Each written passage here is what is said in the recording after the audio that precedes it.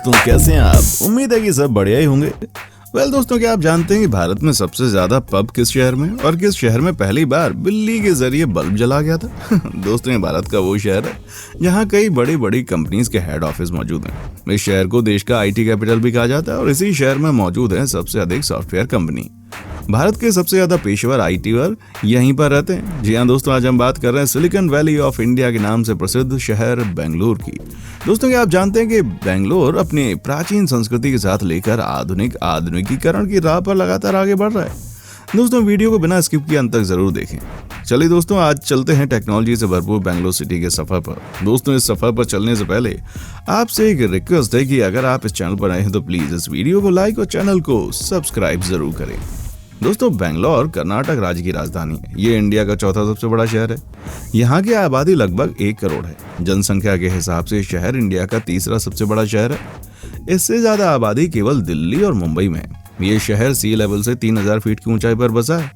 इस हिसाब से ये शहर देहरादून से भी ज्यादा ऊंचाई पर बसा हुआ और इसीलिए ज्यादा समय यहाँ का मौसम काफी अच्छा रहता है। दोस्तों, बेंगलुरु अपनी टेक्नोलॉजी की वजह से पूरी दुनिया भर में जाना जाता है। ये इंडिया के उन शुरुआती शहरों में से एक है जहां सबसे पहले इलेक्ट्रिक सप्लाई हाइड्रो पावर से शुरू हुई।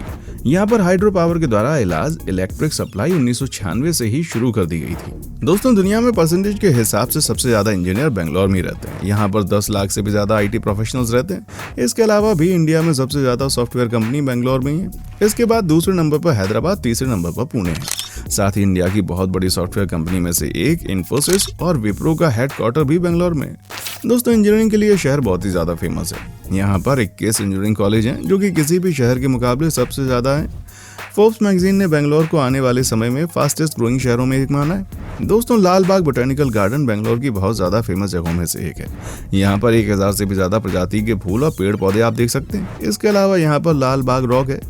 ये धरती की बहुत ही पुरानी चट्टानों में से एक है जो लगभग 3 लाख साल पुरानी है और यहाँ पर बहुत से पेड़ भी लगे हुए हैं। दोस्तों, बेंगलुरु इंडिया का 5वां सबसे ज्यादा पर कैपिटा इनकम वाला शहर है। बेंगलुरु इंडिया में रहने के लिए सबसे अच्छे शहरों में से एक है, लेकिन सुसाइड के मामले में भी ये बहुत आगे है। नेशनल क्राइम ब्यूरो रिकॉर्ड के हिसाब से यहाँ 1 लाख लोगों पर 35 सुसाइड होते हैं। इसलिए बेंगलुरु को सुसाइड कैपिटल ऑफ इंडिया भी कहा जाता है। दोस्तों, इस शहर में आपको हर तरफ गगनचुंबी इमारत देखने को मिल जाएगी। मंत्री पिनाकल इस शहर की सबसे बड़ी बिल्डिंग है जिसकी ऊंचाई 153 मीटर है। इसके अलावा 50 मीटर से ज्यादा ऊंचाई वाली 100 से भी ज्यादा इमारतें शहर में मौजूद हैं और न जाने कितनी इमारतों पर काम चल रहा है। कुछ ही सालों में बेंगलुरु शहर और ज्यादा विकसित लगने लगेगा। फोर्ब्स के रिपोर्ट के अनुसार बेंगलुरु 2050 तक दुनिया के टॉप 100 शहरों की लिस्ट में शामिल हो जाएगा। दोस्तों, आईटी सेक्टर के लिए बेंगलुरु दुनिया भर में मशहूर है। इसके अलावा बायोटेक्नोलॉजीज के क्षेत्र में भी बेंगलुरु बहुत आगे। इंडिया में सभी बायोटेक्नोलॉजी कंपनी में से करीबन 50% कंपनियां केवल बेंगलुरु में मौजूद हैं। साथ ही दोस्तों, यहाँ सभी धर्मों के लोगों के लिए धार्मिक स्थान मौजूद हैं, जैसे कि मस्जिद, मंदिर, चर्च और गुरुद्वारा। दोस्तों, बेंगलुरु ने इंडिया को बहुत ही ज्यादा मशहूर हस्तियां दी, जैसे एक्टर फिरोज खान और रजनीकांत इसी शहर से हैं।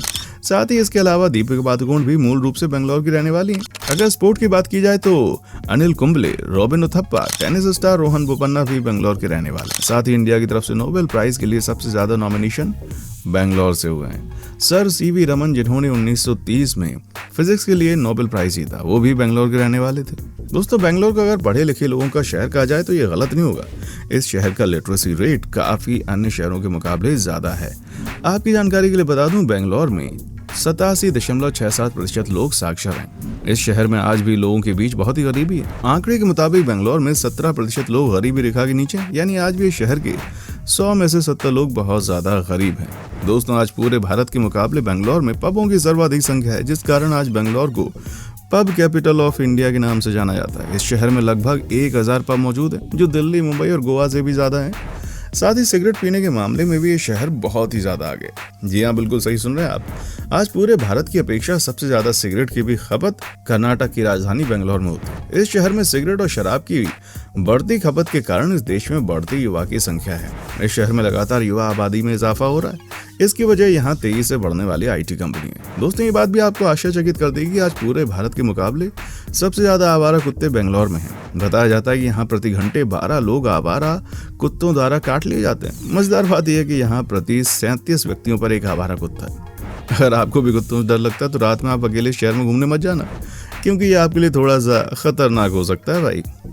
दोस्तों, किसी और शहर के मुकाबले आज बेंगलोर में 280 के आसपास छोटी बड़ी झीलें और टैंक हैं, लेकिन आज भारी अतिक्रमण के चलते इन झीलों और टैंकों का पता लगाना बहुत नामुमकिन सी बात है। आज बेंगलोर में 77 इंजीनियरिंग कॉलेज हैं, जो और किसी भी शहर के अनुपात में कहीं ज्यादा हैं। आपको बता दें, इन सभी इंजीनियरिंग कॉलेज में सबसे ज्यादा विश्व स्तरीय प्रौद्योगिकी विश्वविद्यालय से संबंध है। दोस्तों, भले ही आज बेंगलोर को ये गौरव प्राप्त है कि पूरे विश्व की तुलना में सबसे ज्यादा इंजीनियर्स वहीं वास करते हैं, लेकिन एक बात आपको जरूर अचरज में डालेगी, पूरे भारत की तुलना में सबसे ज्यादा फ्रस्ट्रेशन की कंडीशन में बेंगलोर के लोग हैं। और यही लोग कभी ट्रेन के आगे तो कभी पंखे में फांसी लगाकर फंदा लटकाकर दुनिया को अलविदा कह देते हैं। नेशनल क्राइम ब्यूरो की रिपोर्ट के अनुसार यहाँ हर 1 लाख में 35 लोग रोजाना आत्महत्या करते हैं। दोस्तों, क्या आप भगवान शिव और पवन पुत्र हनुमान की बेहद विशाल मूर्ति देखना चाहते हैं? यदि आपका जवाब हाँ है, तो आज ही बेंगलोर आए और इन विशाल मूर्तियों की दीदार करें। यहाँ हर रोज हजारों की संख्या में रोज पर्यटक आते हैं। सुबह से लेकर शाम तक आप यहाँ लोगों की भीड़ देख सकते हैं। दोस्तों, आपको ये जानकर हैरानी होगी, बेंगलोर का शुमार देश के इकलौते ऐसे शहर में है जहाँ कमर्शियल और डिफेंस के जहाज एक साथ एक ही HAL की पट्टी पर उड़ा करते थे। आपको बता दें, 24 मई 2008 में कमर्शियल फ्लाइट के लिए यहाँ नया एयरपोर्ट खोला गया। दोस्तों, ये बात अपने आप में बहुत ही अनोखी है कि बेंगलोर ही भारत का वो एकमात्र शहर है जहाँ भारी भीड़ के चलते फ्लाईओवर के ऊपर भी ट्रैफिक सिग्नल का निर्माण किया गया है। जी हाँ दोस्तों, फ्लाईओवर पर ट्रैफिक सिग्नल लाइट आपको कहीं और देखने को नहीं मिलेगी। दोस्तों, हम भारत के सबसे खूबसूरत शहर बेंगलोर के सबसे खूबसूरत जगह के बारे में बताने वाले हैं। अगर आप भी बेंगलोर घूमने का प्लान कर रहे हैं तो इन जगहों पर आप एक बार जरूर जाएं। बेंगलोर पैलेस। दोस्तों, 45,000 वर्ग फीट के विशाल भूभाग में फैला हुआ ये पैलेस बेंगलोर के सबसे प्रसिद्ध पर्यटन स्थलों में से एक है, जिसका निर्माण 1878 में किया गया। इस पैलेस की अद्भुत वास्तुकला देखने लायक है। इस महल में दक्षिण भारत के राजाओं की भव्यता देख पाएंगे आप। इतिहास प्रेमियों द्वारा इस पैलेस को काफी पसंद किया जाता है। इस पैलेस को देखने के लिए भारतीयों को 230 रुपए और विदेशियों को 460 रुपए का शुल्क देना पड़ता है। लाल बाग। 240 एकड़ के भूभाग में फैले हुए इस उद्यान में आपको लगभग 1800 से भी अधिक पौधों की प्रजातियां देखने को मिलेंगी, जिसमें फारसी अफगानी मूल के दुर्लभ पौधे भी शामिल हैं। ये वनस्पति उद्यान बेंगलोर का बहुत ही प्राचीन उद्यान है। कब्बन पार्क। दोस्तों, कब्बन पार्क बेंगलोर के सबसे आकर्षक पार्कों में से एक है। अगर आप बेंगलोर में भीड़ भाड़ से मुक्त शांत वातावरण में कुछ समय बिताना चाहते हैं तो ये पार्क सबसे बेस्ट है। 300 एकड़ के भूभाग में फैले इस पार्क में आपको 5000 से ज्यादा पेड़ देखने को मिल जाएंगे। इसके अलावा इस पार्क में कब्बन पार्क संग्रहालय, अटारा कोचरी, शेषाद्री अय्यर मेमोरियल और बेंगलोर एक्वेरियम भी मौजूद है। बेंगलोर एक्वेरियम भारत के सबसे बड़े एक्वेरियम में से एक है।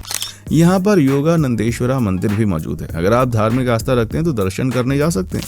प्राकृतिक सुंदरता युक्त वातावरण यहाँ आने वाले पर्यटकों को रोमांच से भर देता है। दोस्तों, कैसा लगा हमारा आज का एपिसोड? हमें कमेंट करके बताएं। हमें आपके कमेंट्स का इंतजार रहेगा। दोस्तों, उम्मीद करता हूँ हमारे एपिसोड आपको पसंद आया होगा। दोस्तों, अगर आप हमारे चैनल पर नए हैं तो प्लीज चैनल को लाइक, शेयर और सब्सक्राइब जरूर करें, क्योंकि हम आपके लिए रोज इस तरह की वीडियोस लाते रहते हैं। देखने के लिए शुक्रिया।